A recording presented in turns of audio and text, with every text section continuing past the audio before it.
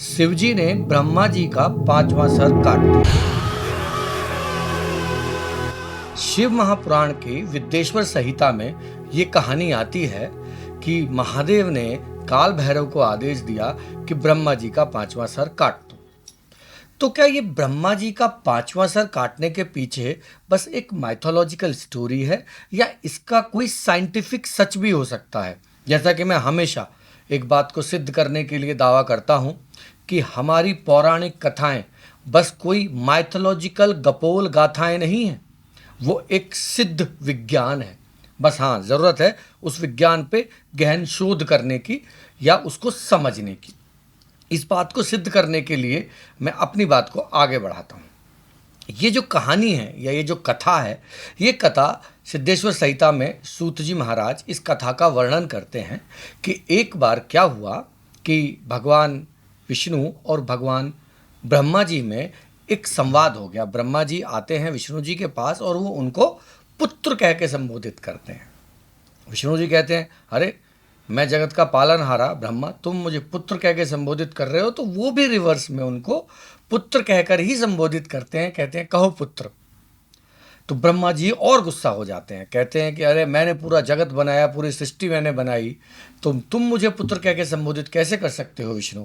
तो विष्णु भगवान कहते हैं, अरे आप हैं कौन? आप मेरे नाभि कमल से प्रकट हुए हैं, तो आप सृष्टि बनाते हैं, तो मैं तो सृष्टि से बाहर होके भी आप मुझ में ही हैं, यानी मैं विष्णु हूँ तो मैं सृष्टि के बाहर होके भी सृष्टि मुझ में है। ये बात बड़ा बहस का विषय हो जाता है और उन दोनों के मतलब भगवान विष्णु और भगवान ब्रह्मा में युद्ध हो जाता है।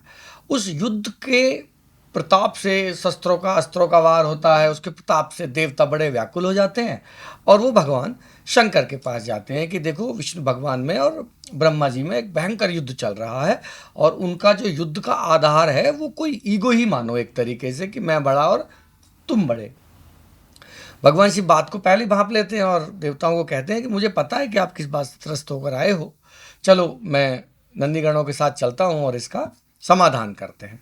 तो भगवान शिव एकदम से जाके युद्ध में नहीं कूदते हैं, वो दूर कहीं खड़े होके अपना एक मतलब एक अग्नि रूप, एक लंबवत लिंग रूप जिसको बोल सकते हैं कि एक बहुत अनंत काल अंतरिक्ष में और अनंत काल नीचे जमीन की तरफ एक इतना बड़ा अपना रूप जो है वो एक अग्नि लिंग आप इसको कह सकते हैं, अग्निलिंग की तरह जो पुराण में लिखा है अग्निलिंग की तरह रखते हैं और एक प्रकट्य हो जाते हैं वो विष्णु जी और ब्रह्मा जी के बीच और दोनों को रुद्रराम के लिए बोलते हैं। तो उन दोनों को ये बोला जाता है विष्णु और ब्रह्मा को कि जाओ इसका सिरा ढूंढ कर लाओ। शंकर भगवान बोलते हैं विष्णु भगवान को और ब्रह्मा भगवान को कि जाओ आप ऊपर का सिरा या नीचे का सिरा खोज के लाओ, जो खोज के लाएगा वो महान हो गया। अब भाई प्रतिस्पर्धा हो जाती है, तो विष्णु भगवान वराह रूप रख के नीचे की तरफ चले जाते हैं और ब्रह्मा भगवान अपना जो हंस है उसके ऊपर जो है बैठ के वो ऊपर की तरफ चले जाते हैं। अब उधर विष्णु भगवान नीचे की तरफ खोज रहे हैं और भगवान ब्रह्मा जो है वो ऊपर की तरफ खोज रहे हैं, उस लंब का, उस लिंग का कोई और छोर उनको मिल जाए। काफ़ी समय के बाद विष्णु भगवान आते हैं और कहते हैं कि हे महादेव, मुझे इसका कोई सिरा नहीं मिला, ये जो लंब आपने खड़ा किया है अग्निलंब, इसका मुझे कोई सिरा नहीं मिला। और ईमानदारी से अपनी बात कहते हैं। लेकिन ब्रह्मा जी ऐसा नहीं करते। ब्रह्मा जी केतकी का फूल लेकर आते हैं ऊपर से अंतरिक्ष से और कहते हैं कि ये शिव महादेव, मैंने इस लंब का आखिरी सिरा खोज लिया है और ये केतकी का फूल इस बात का गवाह है। अब शिव तो सब जानने वाले हैं, तो शिव को इस बात पे बड़ा क्रोध आता है कि ब्रह्मा, तुम्हें ईश्वरीय दर्जा प्राप्त है, उसके बाद भी तुम इस झूठ फनूस का सहारा ले रहे हो। तो वो काल भैरव को अपनी भ्रकुटी से प्रकट करते हैं।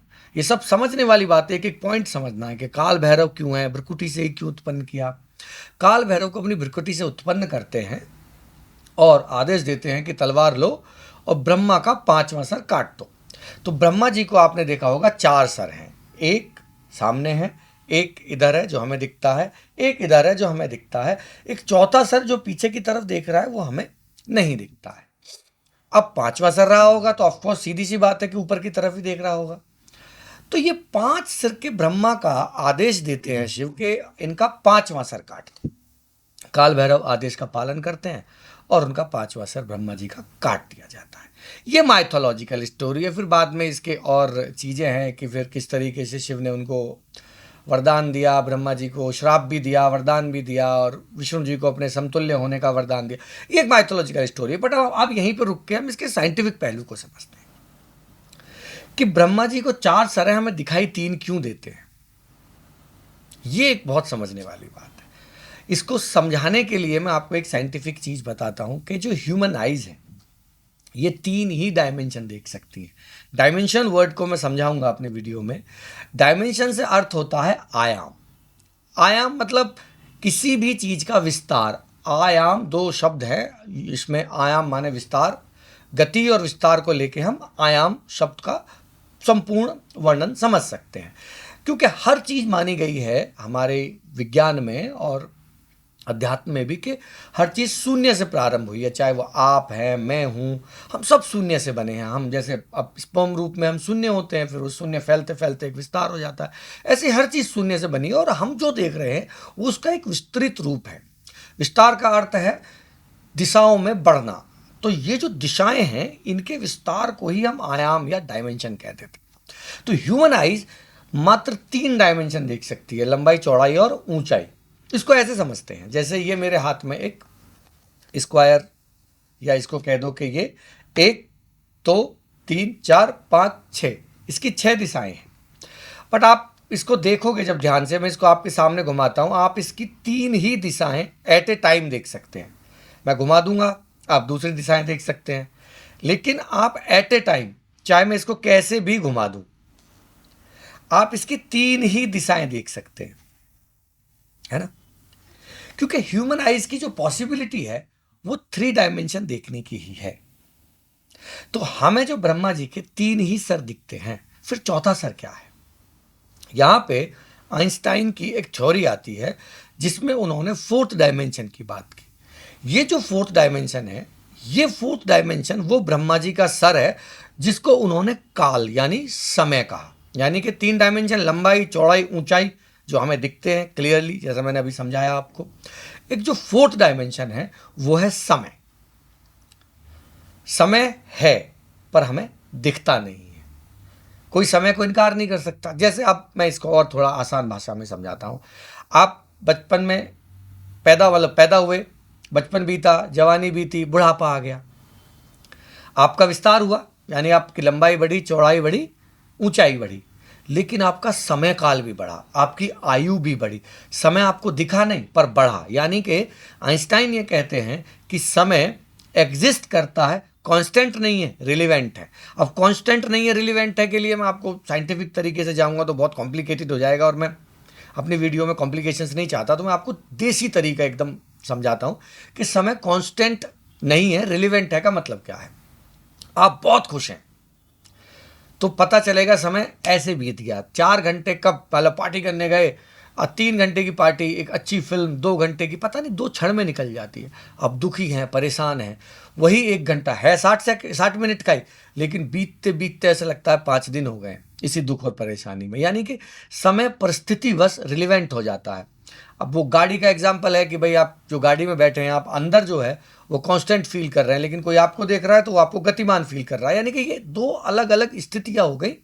जो जहां है, जिस परिस्थिति में है, समय उसके हिसाब से बदलता रहता है। इसलिए समय रिलेवेंट है, किसी चीज़ के ऊपर डिपेंडेंट है, किस परिस्थिति में है, कहाँ है, ये डिपेंडेंसी चलता है। समय कांस्टेंट नहीं है। जैसे कांस्टेंट का मतलब है पृथ्वी का घूमना कांस्टेंट है, एक ही समय पे घूम रही है। सूरज का उगना छिपना कांस्टेंट है। तो ये कांस्टेंट नहीं है टाइम, लेकिन हाँ ये 4th डायमेंशन है। तो अब हमारे इस पूरी वैदिक माइथोलॉजी से जो मैं सिद्ध करना चाह रहा हूँ, जो मेरा पॉइंट है कहने का, वो ये है कि ये जो 5वां सर है ये 5th डायमेंशन है जिसको शिव ने काट दिया।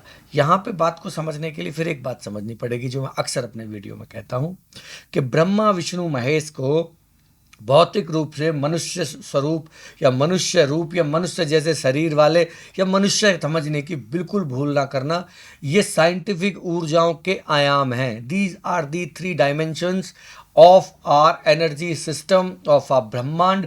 इन्हीं 3 एनर्जीज में ब्रह्मा विष्णु महेश, इन्हीं एनर्जीज में अगर इनको आप मूर्ति रूप ना समझें, इनको ऊर्जा रूप समझें, तो इन्हीं में समस्त विज्ञान समाया हुआ है। और जो भी विज्ञान आप देख रहे हैं सुई से लेकर हवाई जहाज तक, वो इन्हीं 3 तत्वों का विस्तार है, जिन तत्वों को वैज्ञानिकों ने समझा और उनको इस्तेमाल करके भौतिक रूप से उनको प्रेजेंट किया।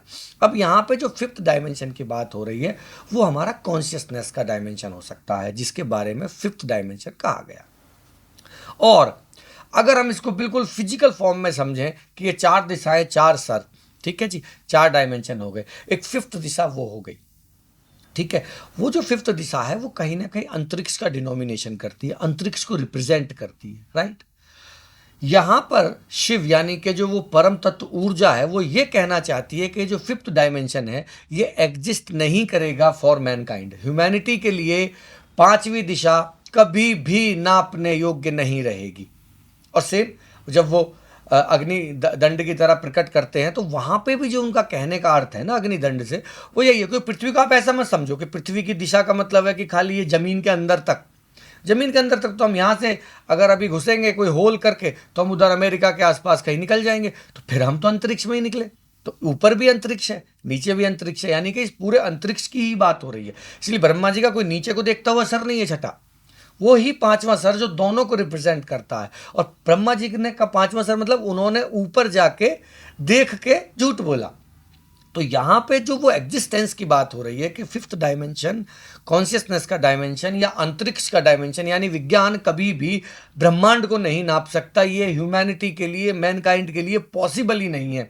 और आज भी जो हम ब्रह्मांड नापे हैं वो इतना ही मानो जैसे इस पूरे समस्त पृथ्वी पे अगर कोई सुई की नोक का 1,00,000वां हिस्सा भी कोई करे तो जितना वो सुई का हिस्सा बचेगा in comparison to this entire earth, उतना भी ब्रह्मांड हम नहीं नाप पाए हैं।